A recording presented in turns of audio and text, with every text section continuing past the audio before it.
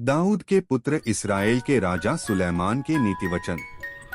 इनके द्वारा पढ़ने वाला बुद्धि और शिक्षा प्राप्त करे और समझ की बातें समझे और काम करने में प्रवीणता और धर्म, न्याय और सीधाई की शिक्षा पाए, कि भोलों को चतुराई और जवान को ज्ञान और विवेक मिले, कि बुद्धिमान सुनकर अपनी विद्या बढ़ाए और समझदार बुद्धि का उपदेश पाए, जिससे वे नीतिवचन और दृष्टांत को और बुद्धिमानों के वचन और उनके रहस्यों को समझें।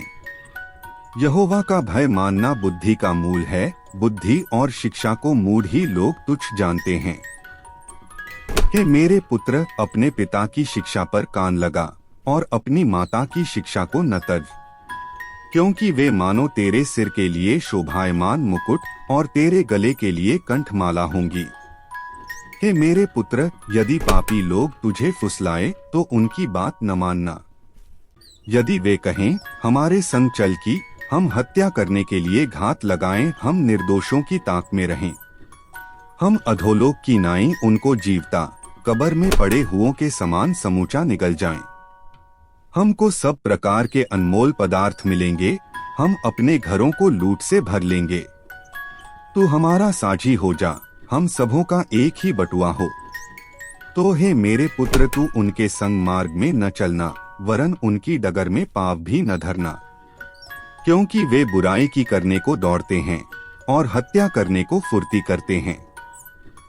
क्योंकि पक्षी के देखते हुए जाल फैलाना व्यर्थ होता है, और ये लोग तो अपनी ही हत्या करने के लिए घात लगाते हैं और अपने ही प्राणों की घात की ताक में रहते हैं। सब लालचियों की चाल ऐसी ही होती है, उनका प्राण लालच ही के कारण नाश हो जाता है। बुद्धि सड़क में ऊंचे स्वर से बोलती है और चौकों में प्रचार करती है। वह बाजारों की भीड़ में पुकारती है, वह फाटकों के बीच में और नगर के भीतर भी ये बातें बोलती है।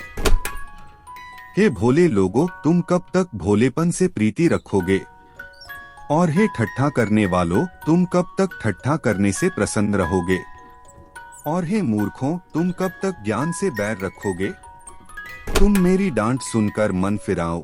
सुनो, मैं अपनी आत्मा तुम्हारे लिए उंडेल दूंगी, मैं तुमको अपने वचन बताऊंगी।